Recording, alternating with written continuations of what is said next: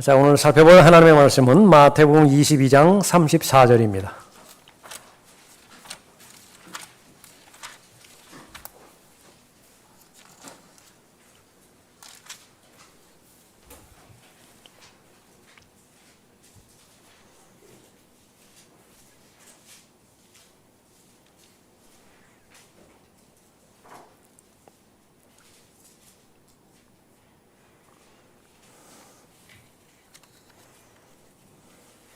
마태복음 22장 34절부터 40절까지 받들어 읽겠습니다.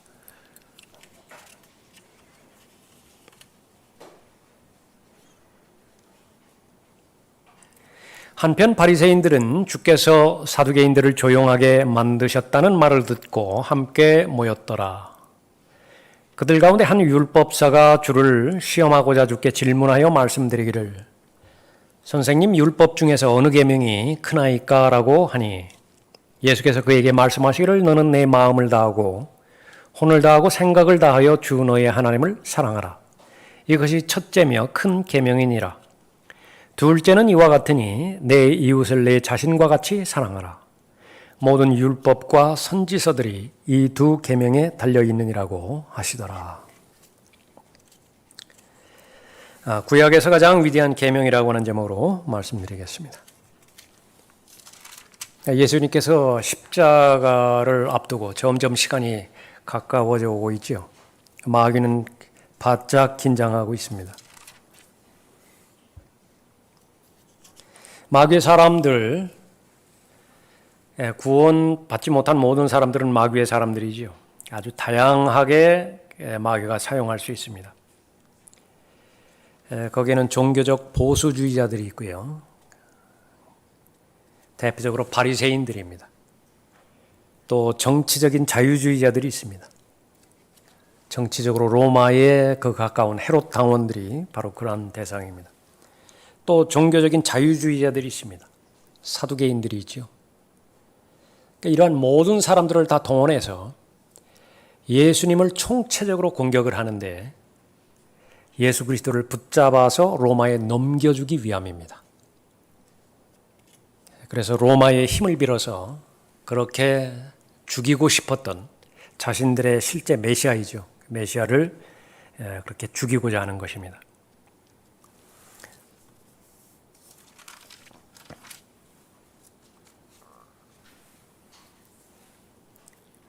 그러니까 예수님께서 그 성전에 들어가셔서 더러운 그 아버지의 집을 더럽히는 그 대상들을 다 물리치시고 그 성전을 깨끗하게 그렇게 하신 것이지요. 환전상들의 상과 비둘기를 파는 자들의 자리를 뒤엎으셨습니다. 자, 이것을 지켜보던 선임 제사장들, 또 서기관들, 바리새인들 좋아할 리가 없습니다. 지금 이것을 근거로 해서 자신의 권세를 유지하고 또 사람들과의 종교적인 가불관계를 잘 유지하고 있는 것인데 이것을 뒤집어 엎어버리신 것이지요. 예. 또 이 예수 그리스도를 대적하는 이 사람들이 그 권세의 출처가 어디냐고 아주 집요하게 물을 때에 또 예수님께서는 답을 하기에 앞서서 이들에게 또 질문을 하죠. 요한의 침례가 하늘로부터냐 아니면 사람들로부터냐. 그러니까 여기서부터 구체적으로 예수님과의 그 논쟁을 그 시점으로 해서 이 예수 그리스도를 대적하는 적들이 예수 그리스도를 죽이고자 하는 그 음모, 모의, 그것이 아주 구체적으로 잘 진행이 되어지는 것입니다. 그러니까 예수님께서 두 아들의 비유를 말씀하셨지요. 첫 번째 아들이 있고 그 둘째 아들이 있는데 포도원에 가서 일하라라고 하는 명령이었습니다. 첫 번째 아들은 순종하지 않겠다라고 대답을 먼저 했지만은 나중에 순종을 했습니다. 둘째는 반대였었죠. 그 대답은 그럴듯하게 해놓고 나중에 불순종했습니다. 그러니까 이 부분을 통해서 모든 사람이 다 알아들어요. 이스라엘의 지금 처한 현재 상황이 이 둘째 아들이라고 하는 사실을 아는 것입니다. 또 이어서 집주인, 포도원을 가진 집주인에 대한 비유를 또 이 사람들에게 말씀해 주십니다. 생산할 수 있는 그러니까 모든 여건들, 울타리 치는 것부터 시작해서 다 이루어 놓고요. 그 다음에 먼 나라로 떠났다 그렇게 말씀하시죠. 결실의 때가 되었습니다. 그래서 당연히 주인의 것을 요구할 때가 오죠. 그것이 새를 요구하든지 간에 열매를 요구하든지 간에. 그런데 다 거부했습니다. 제일 마지막으로 아들을, 상속자인 아들을 보냈지만은 그 아들마저도 죽였습니다. 예수님께서 바로 누구든지 돌 위에 떨어지는 자는 부서질 것이라, 모든 사람을 다 가루로 만들어버릴 것이라 그렇게 말씀하셨습니다. 그런데 성경에 기록되기를 예수님께서 하신 그 모든 말씀이 바리새인들 자신에게 한 말임을 정확하게 깨달았어요. 선임 제사장들과 바리새인들이 그의 비유들을 듣고 자기들에 대하여 말한 것인 줄 알더라. 그래서 붙잡으려고 하는 것입니다. 붙잡아서 죽이려고 그렇게 했던 것이죠. 그 뒤로부터 이제 계속 목적은 올가미를 씌우고자 그 질문을 창안해냅니다. 그때에 바리새인들이 가서 어떻게 하면 그가 말하는 것으로 올가미를 씌울까 하고 의논하더라. 머리를 짜내는 것입니다. 목적은 예수 그리스도를 죽이는 것이죠. 카이사에게 세금을 내는 것이 옳으니까 옳지 아니하나이까. 정치적인 자유주의자들이 그 질문하는 것입니다. 또 부활 때에 그 여인은 7 가운데 누구의 아내가 되겠나이까? 정치적인, 그러니까 종교적인 자유주의자들이에요. 사두개인들이죠. 영도 믿지 않고 천사도 믿지 않고 부활도 믿지 않습니다. 그때마다 다 예수님께서는 도저히 답을 할 수 없는 그런 결론을 그렇게 보내주시는 것입니다. 부활 때에 그 여인은 7 가운데 누구의 아내가 되겠나이까? 그렇게 물어봤을 때 예수님의 답변은 너희가 성경도 모름으로 오해하였도다. 하나님도 모름으로 오해하였도다. 그렇게 답을 끝냅니다. 그래서 오늘 본문은 바리새인들이 바로 주께서 사두개인들을 조용하게 만드셨다는 말을 듣고 함께 모였는데 마가복음에 의하면 그때에 젊은 청년 하나가 있습니다. 바로 율법사이면서 서기관이에요. 무엇에 정통한 사람이라고 볼 수 있죠? 성경에 정통한 사람입니다. 그러니까 그것이 업이니까 성경을 베끼면서 카피하면서 또 성경을 가르치기도 했겠죠. 그래서 성경을 아는 사람이에요. 성경을 모름으로 인해서 너희가 크게 오해하였도다 그렇게 말씀하시고 나서 곧바로 성경을 아는 사람이 등장을 하는 것입니다. 그러니까 그것이 바로 본문 말씀이죠. 여기에 나오는 이 사람은요, 반발입니다. 동기가 이중이에요. 이 사두개인들이나 바리새인이나 헤롯 당원들처럼 100% 예수님께 올가미를 씌우기 위해서 질문에 공격을 한 것이 아니라 반은 그렇고요. 시험하기 위해서 질문을 합니다. 또한 반은 정직한 동기가 있습니다. 알고 싶은 거예요. 왜냐하면 이 사람이 생각할 때 자기는 법을 전공했는데 그렇게 정확하게 답을 하실 수가 없어요. 그렇게 답을 하는 대상은 처음 봤습니다. 그렇게 조리 있게 논리적으로 전혀 반박 불가능한 대답을 그렇게 하게 하신 것이죠. 존경했습니다. 예수님을 존경했어요. 그 가운데서 물어보는 것입니다.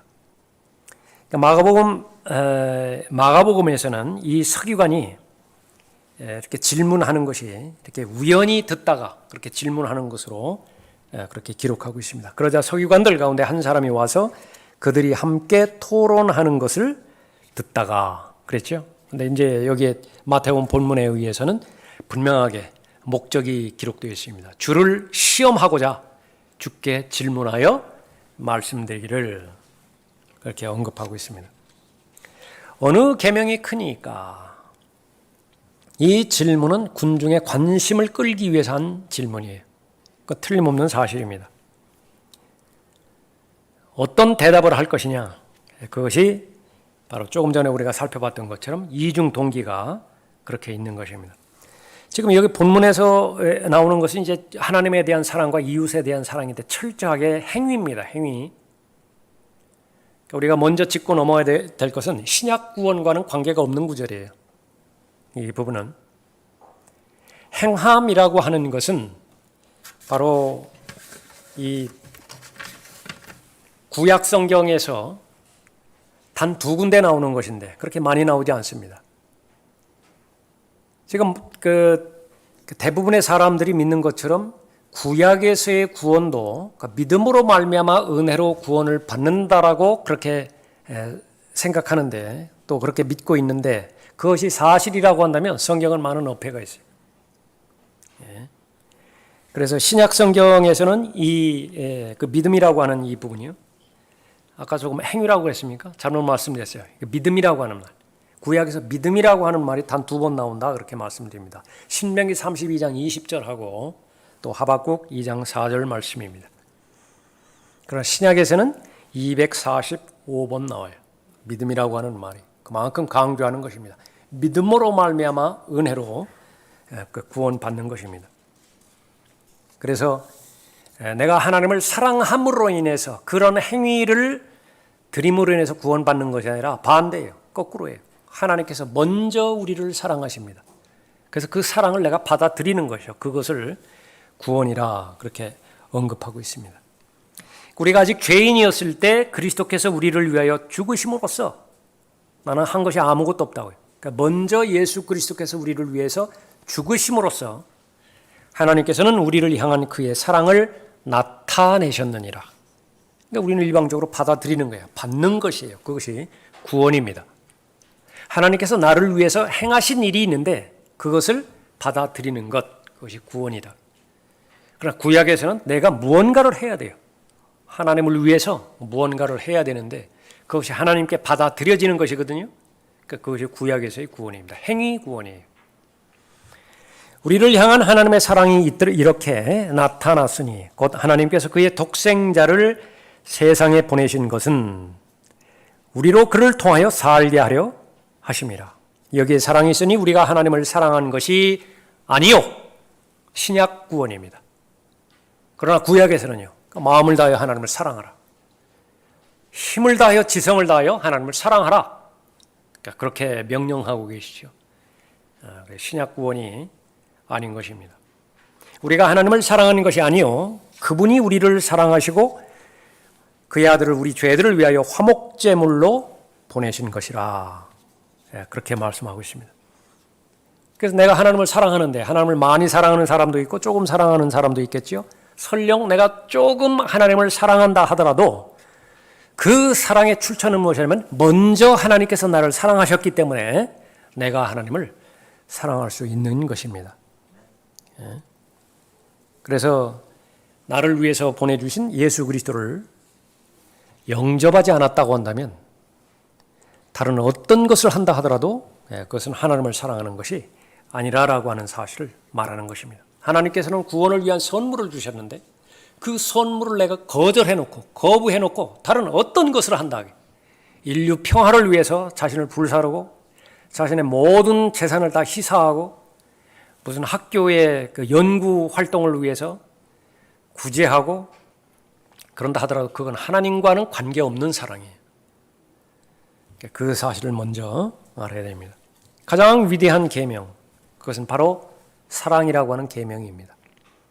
가장 위대한 계명은 사랑이다. 첫 번째로 우리가 살펴봅니다. 어느 계명이 크니까 물어보죠. 여기서는 이 말의 출처는 무엇인가? 어느 계명이 크니까? 랍비들이 최종 권위이죠. 유대인들에게 있어서는 랍비들이 최종 권위입니다. 그래서 예수 그리스도를 거부한 많은 이유들 가운데 하나가 랍비들이 반대했기 때문에 안 받아들이는 거예요. 그 랍비들이 모세의 5권의 책을 잘 연구했습니다. 모세의 오경 토라라고 하죠.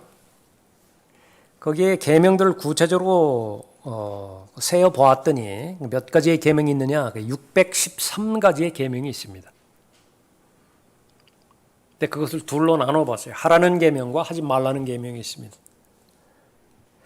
하지 말라는 계명이 365가지 있어요. 613가지 중에서. 나머지는 몇 개입니까?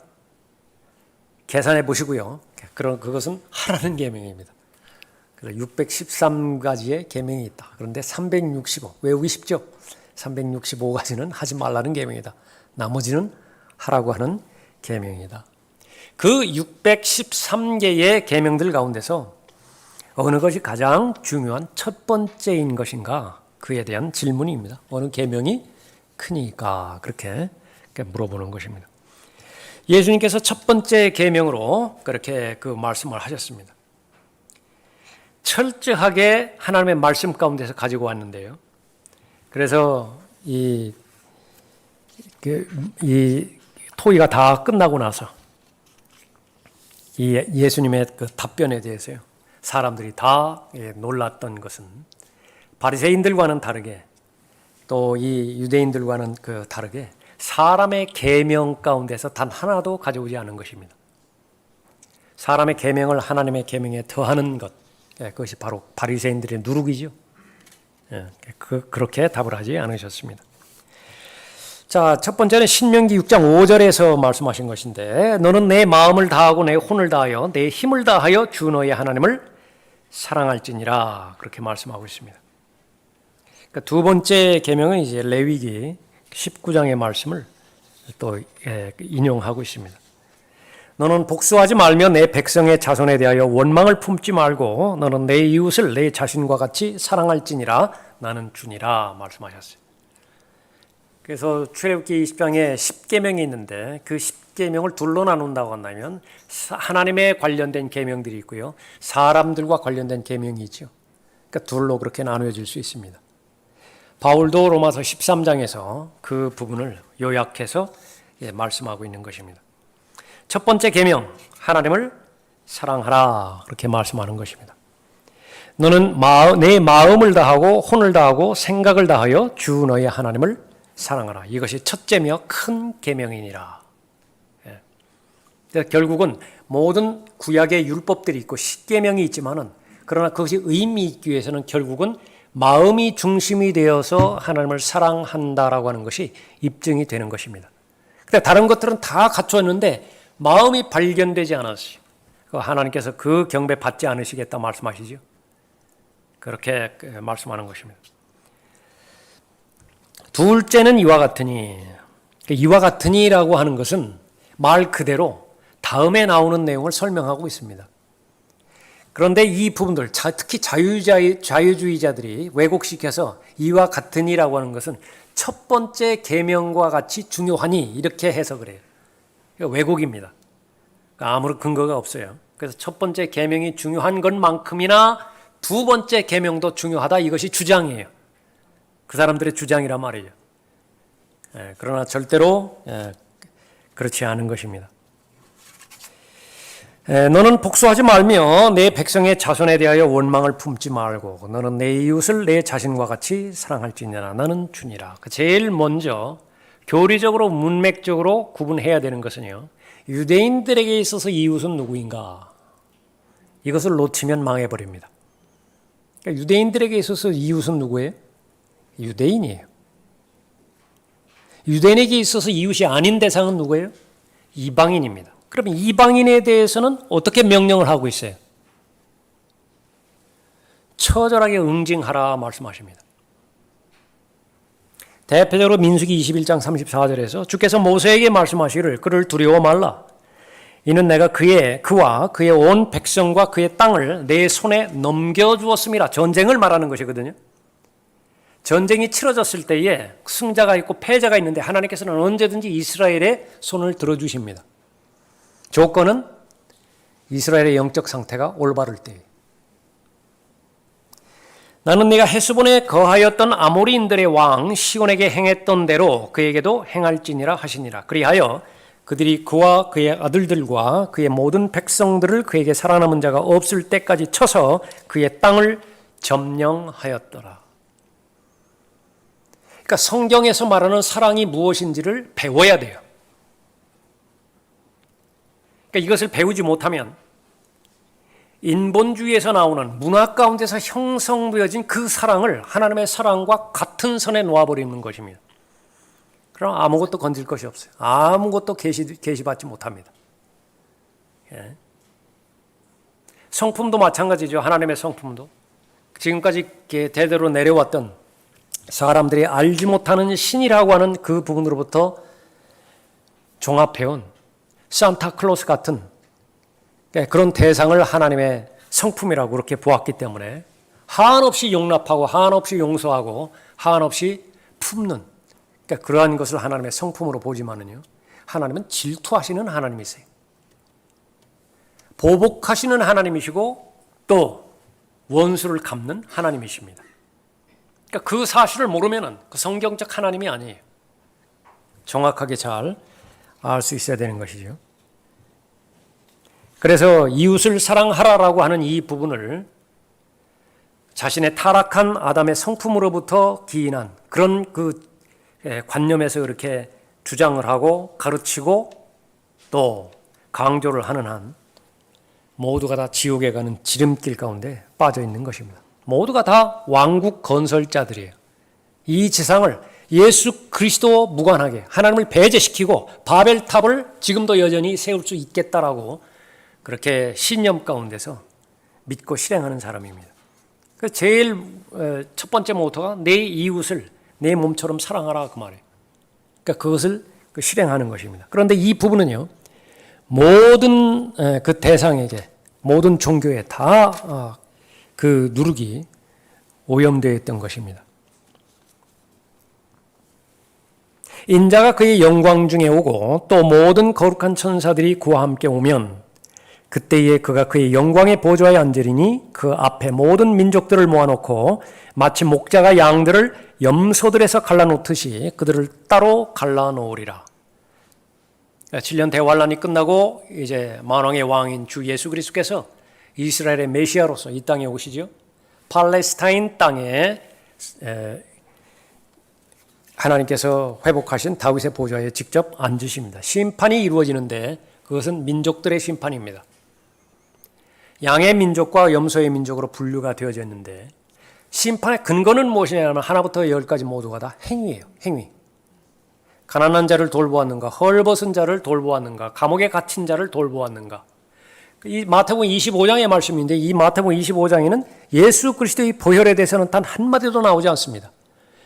피의 속죄에 대해서는 단 한마디도 나오지 않아요. 그런데 이 마태복음 25장을 이 시대의 교리로 가져온 대상이 모든 자유주의자들이에요. 카톨릭 포함해서.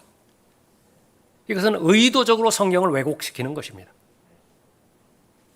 그러니까 모두가 다 구원에 이르지 못하고 또 지옥으로 갈 수밖에 없는 것이죠. 카톨릭에서 성경을 인용하는 것은 단 하나예요. 원리가 하나 있는 것인데 이미 자기들이 구축해 놓은 원리가 있습니다. 교회 전통에 입각해서 거기에 도움이 되어지는 신약 구절이라 그러면 다 가져오는 것입니다. 그러나 그 구절과 상충되어지는 구절이다 그러면 절대로 인용하지 않아요. 로마 교황이 전 세계로 계속 방문하고 교황이 바뀔 때마다 그렇게 하는 것인데요. 거기에 많은 메시지를 선포하잖아요. 메시지를.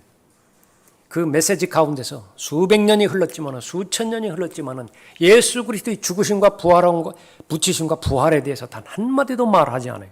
그걸 말하면 큰일 나요. 교황이 자격이 없어요. 그 저격당하게 돼 있습니다. 십자가의 피의 속죄사역 그로 말미암아서 모든 죄 문제가 다 해결되었다라고 그 메시지는 절대로 전하지 못하게 돼 있어요. 카톨릭 체계가 바로 그런 것입니다. 근데 그것을 가장 좋아하는 것이 바로 자유주의 신학이에요. 모두가 다 처음부터 끝까지 행함. 이것은 바로 이웃사랑이라 그렇게 볼 수 있습니다. 자, 첫 번째 계명은 하나님을 향하여 명령한 계명이죠. 두 번째 계명은 사람을 향하여 주신 그 계명입니다. 둘 다 중요한 것이에요. 그러나 이것이 시간이 지남에 따라서 왜곡됐어요. 진리가 왜곡되어지면요, 그것은 하나님을 대적하는, 하나님을 모독하는 말로 바뀌어지게 됩니다. 대표적인 것이 사랑 안에서 진리를 말하는 것입니다. 그리스도인은 반드시 사랑 안에서 진리를 말해야 되죠. 사랑 없이 진리를 말하는 것. 그 사실이라. 진리를 사실인다. 사실을 사실대로 말하지만은 거기에 어떤 사랑도 동기가 되어 있지 않을 때는 그건 대단한 폭력이에요. 사람이 세워지지가 않아요. 오히려 그 말을 들음으로 인해서 그냥 있던 용기마저도 다 무너져 버린다. 완전히 포기하게 돼버려요. 대단한 폭력입니다. 반대로 사랑이라고 그렇게 그 말하면서 거기에는 사실이 없어요. 진리가 받쳐주지 않는 것입니다. 다분히 모든 것이 감정이죠. 그것만큼 큰 위선도 없습니다. 책임지지 못하는 그런 그 표현들이죠. 그래서 밥 존스 목사님이 말한 것입니다. 이 세상에 존재하는 모든 나쁜 것은 무엇이든지 지금 나쁜 거 다 존재하고 있잖아요. 심지어 어디까지 했느냐면 동성애 어디서부터 시작되는 것이냐. 처음에 좋은 것으로부터 시작됐다. 다윗과 요나단의 우정은요. 그것은 진정한 우정이 무엇인가? 진정한 친구 관계가 무엇인가? 그것에 대한 표준이 되어 있다고요. 근데 그것을 조금 왜곡시켰어요. 뒤틀어 버렸다. 그래서 지금 자유주의자들이, 동성애자들이 다 다윗도 동성애자라고 그렇게 왜곡시켜 버리는 것입니다. 이 세상에 존재하는 모든 것은 좋은 것이 왜곡된 것이다. 진리의 말씀도 그래요. 끝까지 견디는 자는 구원을 받으리라. 분명 하나님의 말씀에 기록된 진리 아니에요. 근데 그걸 왜곡시켜 버렸다고요. 어떻게 왜곡시켜 버렸죠? 경륜을 바꿔버렸어요.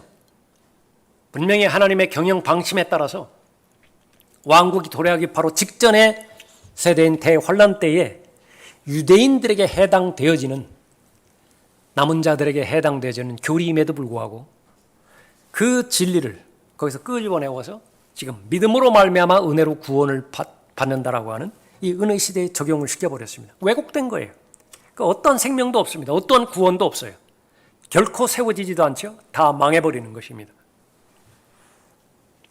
그래서 순서는 1 다음에 2가 나오는 거예요. 가장 쉽고 가장 상식적이고 가장 평범한 것을 하나님의 말씀에 기록되어 있는데 이 부분을, 이 순서를 무시해버린 것입니다. 그래서 공산주의자들, 자유주의자들, 현대를 살아가는 모든 사람들, 사회주의자들, 인본주의자들, 이 사람들이 주장하는 것은 가장 위대한 일, 그것은 바로 이웃을 사랑하는 일이라. 당신의 동료를 사랑하는 것이다. 그런데 이웃을 사랑하는데 하나님을 사랑하는 계명과 충돌이 되어졌을 때 무엇을 먼저 해결하는 것이냐? 하나님 사랑, 그걸 반대해버리는 것입니다. 그러니까 그쪽으로 다 가는 것이에요. 그러니까 보편타당한 진리, 그것은 바로 세계 평화인데 세계 평화를 가장 위협하고 방해하는 것은 하나님의 사랑에 대한 교훈이라고 말해요. 그래서 그 부분을 길을 쓰고 반대를 하는 것입니다. 지금 그 국회에 지금 계속 계류되어 있고 언젠가는 이제 시간 문제지 다 통과될 거예요. 차별에 관한 법이라든지 평등에 관한 법이라든지 그건 역으로 말하면 성경을 부인하겠다라고 하는 것입니다. 성경을 부인하는 그런 법이라 그렇게 말씀하고 있는 것이죠. 그러나 성경에서는 무엇입니까? 절대로 첫 번째 양보하면 안 돼요. 두 번째 것은 두 번째 와야 되는 것입니다. 누구든지 자기 아버지나 어머니나 아내나 자식이나 형제나 자매나 정녕 자기 목숨까지도 미워하지 않은 채, 우선순위예요. 미워하지 않은 채 내게로 오면 그는 나의 제자가 될 수 없느니라. 여러분이 아시는 것처럼 이것은 아버지와 어머니를 사랑하지 않는 사람, 불신자보다 악하다고 말씀하셨습니다. 반드시 효도를 해야 돼요. 그 효도라고 하는 말이 똑같은 말로 경건이에요. 경건. godly. 부모와 관련돼서는 그것이 효도라고요. 그러지 않으면 그것은 믿지 않는 자보다도 더 악하다고 말씀하셨습니다. 그러한 것을 기점으로 해서 미워한다라고 하는 표현을 하셨을 때는 바로 우선순위를 말하는 것이죠. 부모를 사랑하는 그 사랑하고 하나님을 사랑하는 하나님의 사랑하고 비교를 해봤더니요, 하나님을 사랑하는 그 사랑의 관점에서 봤을 때 부모 사랑은 마치 부모를 미워하는 것처럼 보이더라고 말이에요.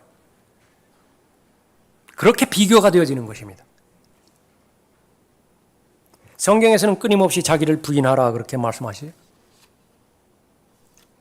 하나님보다 더 사랑하는 대상이 있다고 한다면 합당치 않아요.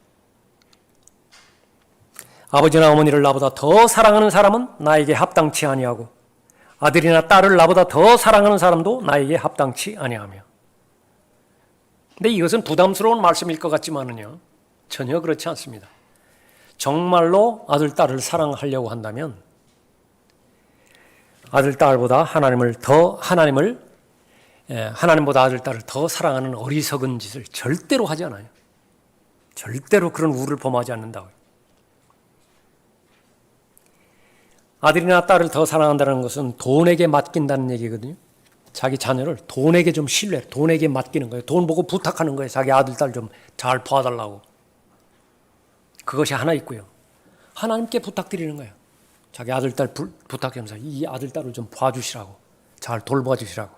자, 어느 것이 더 안전하겠느냐고요. 정말로 남편을 사랑하는 사람이라면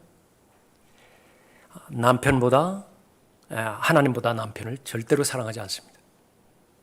내가 최선을 다해서 하나님을 먼저 사랑하고 어느 경우에 있어든지 예수 그리스도를 첫 자리에 모신다고 한다면요, 가장 안전하게 자기가 사랑하고자 하는 어머니, 아버지, 아내, 남편, 아들, 딸 하나님께 의탁하는 것입니다. 안전하게 잘 보호해 주시는 것입니다. 그러니까 그것을 믿을 수 있어야 되지요. 그러나 그 전에 하나님께서는 먼저 선포하십니다. 절대로 제자로서 나의 삶을 따라오려고 한다면, 다시 말하면 오전에 살펴봤던 것처럼 성숙한 그리스도인으로서 계속 자라가려는 의향이 있다면, 온전한 사람이 되고자 하려고 하는 영적인 거룩한 목표가 있다고 한다면 자기 아버지나 자기 어머니나 아내나 남편을 더 하나님보다 사랑하지 말라라고 그렇게 말씀하는 것이죠. 그러니까 그걸 받아들이는 거예요. 그러니까 받아들일 때 결과는 어떻게 되는 것이냐. 가장 배우자를 사랑하는 배우자가 되는 것이고요. 가장 자녀를 사랑하는 부모가 그렇게 되어지는 것입니다. 이웃을 먼저 사랑해야 된다라고 하는 것은 완전히 새빨간 거짓말인 것을 성경의 한 예를 통해서 보증해 주고 있습니다. 대표적인 사람이 유다 이스카리옷이 12사도 가운데 하나죠. 얼마만큼 큰 능력이 있는 사도였는가. 죽은 자를 일으켰어요. 병든 자를 고쳤습니다. 마리아라고 하는 하나님을 사랑하는 우리 자매가 자신이 가지고 있는 전 재산을 다 예수님께 가져와서 바로 예수님의 장사를 기념하면서 발에 부었죠. 그 결과는 그 집이요, 그 향유 냄새로 가득했습니다. 그때에 제일 먼저 발끈한 것이 시몬의 아들 유다 이스카리옷입니다. 어찌하여 이 향유를 300데나리온에 팔아. 300데나리온은 어느 정도죠? 연봉입니다. 여러분의 연봉 한번 생각해 보세요. 300데나리온에 팔아 가난한 사람들에게 주지 아니하였느냐? 그러니까 겉으로 볼 때는 대단히 가난한 사람 위하는 것 같아요. 요즘 정치인들 똑같죠? 대단히 빈곤층, 소약계층 이거 다 위하는 것 같지만은요, 거기 속을 사람이 이제 없을 거래요. 이 사람도 그랬어요. 가난한 사람. 근데 자기 속마음을 감췄다고요. 그런데 그 이유는 성경이 드러내주는데요. 고발해 버립니다. 폭로해 버렸어요. 무엇 때문에 그 말을 하는 것이냐. 그가 이렇게 말한 것은 가난한 사람들을 염려해서가 아니라 그가 도둑이며 돈주머니를 맡아 그 안에 넣은 것을 지니고 다니기 때문이라. 어쨌든 간에 그 연보를 하면 자기 주머니로 다 들어올 것인데, 그러니까 자기 것이라고 생각하는 것입니다. 청지기로서의 의식이 전혀 없죠. 그 주머니는 자기 거예요. 그런데 비록 그것이 유다 이스카리옷에게만 해당되는 것이 아닙니다. 모든 하나님의 일을 맡은 사람들에게 철저하게 그것을 강조하고 또 강조하는 것이죠. 신약성경에서 제일 많이 나오는 그 단어가 돈이에요. 돈. 그러니까 유일하게 하나님과 같은 레벨에 들 수 있는 신의 위치죠. 신으로 격상시킨 물질 가운데서 신으로 격상시킨 대상이 만문입니다. 그 돈신이에요. 돈신. 계속 강조하죠. 하나님과 돈이라고 하는 주인, 물질이라고 하는 주인, 두 주인 동시에 섬길 수 없다고요. 불가능하다고. 사람들은 고지 듣지 않습니다. 자기 자신만큼은 가능하다고 그렇게 보는 것이죠. 이웃을 사랑하는 것, 그것은 하나님을 사랑하는 결과에 해당되는 것이에요. 부차적인 것입니다. 하나님을 사랑하니까 결과를 볼 때에 이웃을 사랑하는 것입니다. 수학을 공부할 때 명제라고 하는 것이 있죠. 명제. 삼각형의 각도의 세각의 합은 180도다. 그런 겁니까? 점과 점 사이에 있는 최단 거리는 직선이다. 뭐 그런 거. 하나님은 한 영이시다. 명제예요. 진리죠. 그러나 그걸 거꾸로 말하는 것을 역이라고 그러죠. 그 역은 진리가 될 수도 있고 진리가 안 될 수도 있습니다. 다 진리가 되는 거 아니에요. 모든 영은 하나님이다. 그 절대로 참이 아니에요. 마귀도 영이라고요. 사람도 영이죠. 하나님은 사랑이시니라. 참된 진리예요. 그러나 자유자들은 그 역을 강조합니다. 사랑이 곧 하나님이라고요. 그렇게 뜯어고친 성경이 있다고요. 사랑이 하나님이라고. 그러니까 무엇 때문에 그것을 그렇게 고쳐놓은 것인가? 철저하게 인간 중심으로. 될 수 있으면 하나님은 하나님의 자리에서 끌어내리려고 하고요. 될 수 있으면 사람은 사람의 자리에서 높이려고 하는 것입니다. 그러니까 목적은 무엇이야? 대등하게 본다. 대등하게. 사람이나 하나님이나 대등하게 보는 것입니다. 뉴 에이지의 본질이에요. 그러니까 모두가 다 신들이라. 모두가 다 하나님이라. 절대 진리는 존재하지 않는다. 모두가 다 여러 가지 다른 길들이 동시에 존재할 수 있다. 그런데 모든 종교나 철학이나 신념에서 동의하는 것은 바로 이웃사랑입니다. 세계 평화예요. 그래서 사랑과 평화할 때 거기에는 성경에서 언급되는 하나님에 대한 사랑, 그것을 절대로 말하는 것이 아닌 것입니다. 그래서 다른 어떤 이 대상을 사랑하는 것보다 하나님을 사랑하는 것, 그것이 충돌이 되어졌을 때에 반드시 하나님의 사랑을 선택을 해야 됩니다. 하나님을 사랑하는 것은 하나님께서 보내신 예수 그리스도를 사랑하는 것이고, 예수 그리스도를 사랑한다라고 하는 말은 예수 그리스도께서 하신 말씀을 사랑하는 것이죠. 구체적으로 예수 그리스도를 사랑하는 것이 하나님을 사랑하는 것이에요. 구체적으로 하나님의 말씀, 성경을 사랑하는 것이 하나님을 사랑하는 것이에요. 그런데 예수 그리스도를 거부해봤어요. 개인의 구주로 믿는 것을 거부해버렸다고요. 그리고 계속 자신의 입으로는 하나님 사랑이라고 떠들고 다닌다. 그건 어떤 의미에서도 하나님 사랑이 아니에요. 하나님과 아무 관계가 없습니다. 그 다음 단계 예수 그리스도를 영접했다고는 고백한다고요. 그런데 성경에 대해서 아무 관심이 없어요. 성경에 대한 열정도 없습니다. 성경을 지키고 수호하고 성경을 선포하고 진리를 선포하는 데 있어서 어떤 희생도 하지 않아요. 어떤 투제도 하지 않아요. 그러면서 하나님을 사랑한다라고 한다. 그것도 하나님과는 전혀 상관없다라고 하는 사실입니다. 또 하나 살펴봐야 될 것은 하나님을 사랑하는 자는 하나님을 시험하지 않는다라고 하는 사실입니다. 모든 율법과 선지서들이 이 두 계명에 달려 있느니라 말씀하고 있죠. 이것은 창세기부터 신명기까지 모세의 5권의 책이죠. 이 두 계명으로 다 요약될 수 있다라고 하는 사실을 알 수 있습니다. 이것은 유대인들에게만 해당되는 것은 아니에요. 이방인들에게도 해당되는데 로마서 2장에 의하면 마음판에 새겨진 거예요. 유대인에게 주신 법은 돌판에 새겨서 주셨고요. 법문으로 그렇게 주셨고, 이방인에게 주신 법은 양심에 새겨서 그렇게 주신 것입니다.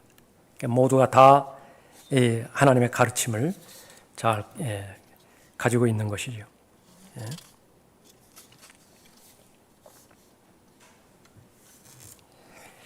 마태복음 본문에서는 이제 그 예수 그리스도와 이 율법사 사이의 그 대화가 이렇게 본문에 의해서 그렇게 끝나죠. 모든 율법과 선지서들이 이 두 계명에 달려있느니라. 그러니까 이것으로 끝나지만은요, 마가복음에서는 더 이렇게 포함을 하고 있습니다. 그 서기관이 주께 말씀드리기를 선생님 올소이다. 선생님은 진리를 말씀하셨나이다. 하나님은 한 분이시요 그분 외에 다른 이는 없나이다. 또 마음을 다하고 지성을 다하고 혼을 다하고 힘을 다하여 그분을 사랑하고 또 자기 이웃을 자신과 같이 사랑하라는 것은 모든 온전한 번제와 희생제보다 더 크나이다. 대답을 아주 잘했어요. 그 동기도 아주 순수하게 잘 말했습니다. 크니이다 하니 예수께서 그가 지혜롭게 답변하시는 것을 보시고 그에게 말씀하시기를 내가 하나님의 나라에서 멀리 있지 아니하도다라고 하시니라. 그 후에는 감히 묻는 자가 없더라. 이렇게 본문이 끝나요. 여기에서 내가 하나님의 나라에서 멀지 아니하도다 그렇게 말씀하셨을 때 마태복음 6장 33절이 생각나죠. 너희는 먼저 하나님의 나라를 구하라 말씀하셨죠. 이것은 바로 거듭남으로 들어가는 하나님의 나라와는 다른 각도에서 말씀하시는 하나님의 나라입니다. 도덕적인 나라를, 도덕을 강조하기 위한 것이에요. 천국이 이제 가까이 왔는데 천국이 실현될 텐데 먼저 구비해야 되는 것이 있어요. 그것은 도덕입니다. 도덕적으로 뛰어나야 돼요. 그것이 하나님의 나라입니다. 그래서 마음이 순수하고 또 순결하고 이 부분이 먼저 준비되어진 상태에서 모든 회개를 통해서 그렇게 구비가 되겠죠. 그러면 이제 천국이 가까이 오는 것입니다. 그렇게 하나님의 나라를 설명하고 있습니다. 내가 하나님의 나라에서 멀리 있지 아니하도다라고 하시니라. 그 후에는 감히 묻는 자가 없더라. 그 후에는 감히 묻는 자가 없더라. 지금까지 얼마나 많은 다양한 그 사람들에 의해서 예수님을 끊임없이 시험했습니까? 그러니까 하나님께서 싫어하시는 것 가운데 하나죠. 금지하시는 것 가운데 하나예요. 하나님을 시험하는 것은 아무것도 얻을 것이 없습니다. 그러나 끊임없이 계속 하나님을 시험해요. 작게는요, 하나님이 존재하시는가 그렇지 않는가. 그러니까 여기부터 시험하죠. 내가 죄를 지었어요. 응답이 있나 없나? 없어요. 한 번 더 한다고요. 엄격한 의미에서 다 하나님 시험하는 거예요. 계속 반복되어지는 죄가 있다고 한다면요, 그거는 또 하나의 본질의 문제가 숨겨져 있다는 사실을 인식을 해야 됩니다. 그거 계속 시험하는 거예요. 하나님 시험하는 거예요. 한 번 죄를 지었는데 그 즉시로 번개가 거쳐가지고 한쪽 눈을 멀게 했다.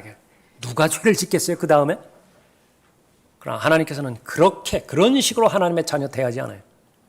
인격적으로 대하시는 것입니다.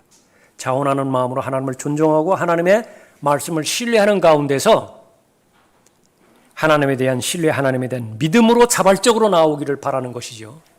막 두렵고 무섭고 공포의 대상이고 고문이 두렵고 막 잘못하면 막 고문하신다. 고문하셔.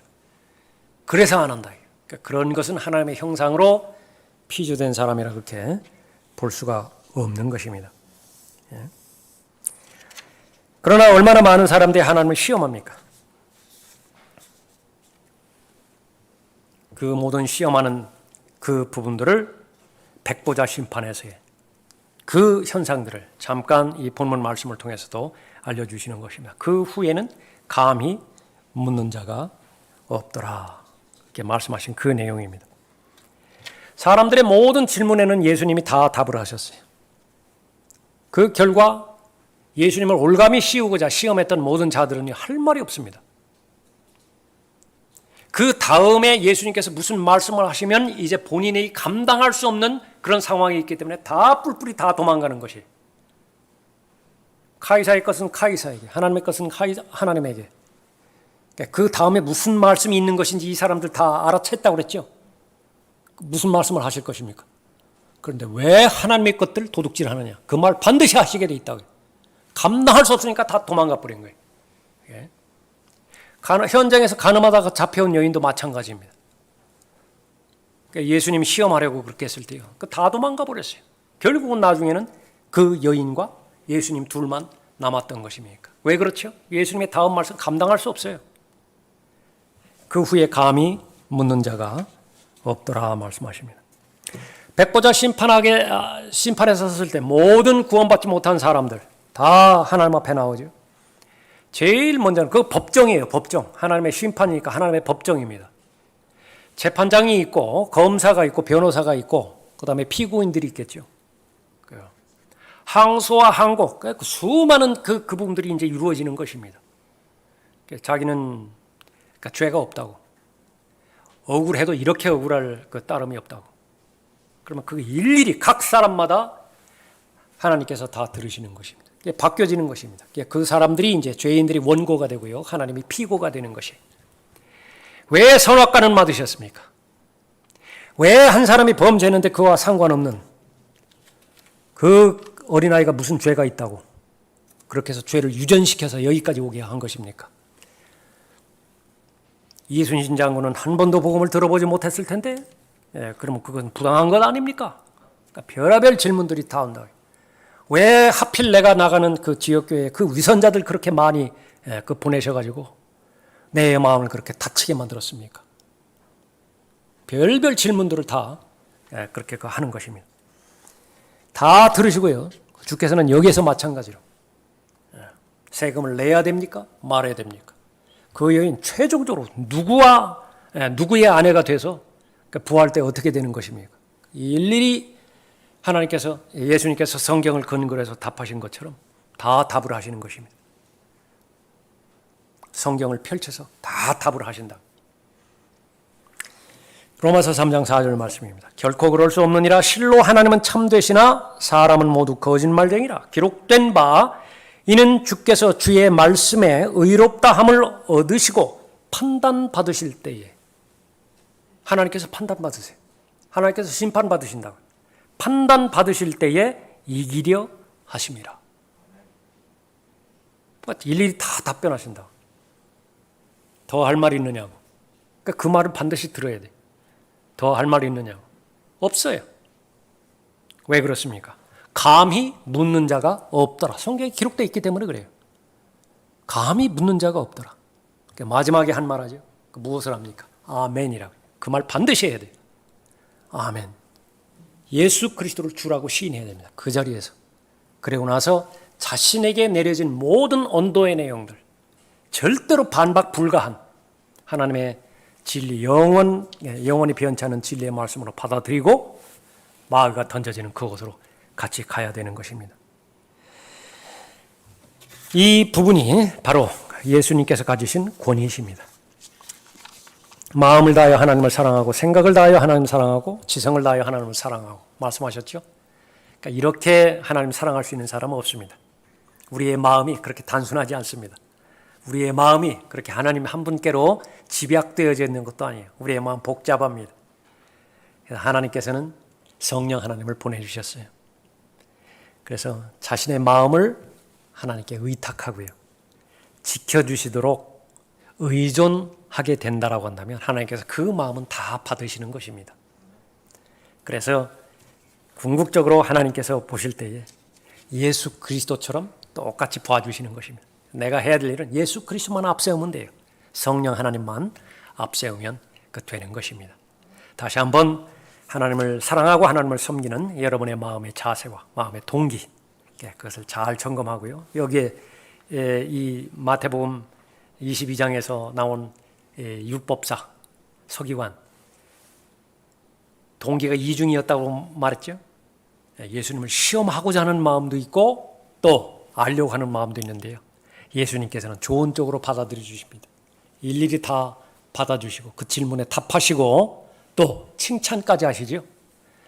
다시 한번 여러분들이 좀 부족한 부분이 있다 하더라도, 미진한 부분이 있다 하더라도 여러분의 동기 가운데서 순수하게 하나님을 사랑하고 하나님을 위해서 여러분이 희생하고 대가를 치르는 그 부분, 그 부분은 반드시 하나님께서 받으시고 기억하신다는 사실을 여러분들의 잘 마음으로 그렇게 아시고요. 지금까지 하나님을 섬겼던 그 좋은 마음과 좋은 동기로 달려갈 길을 잘 달려가는 여러분이 되시기 바랍니다. 다 같이 일어나시겠습니다.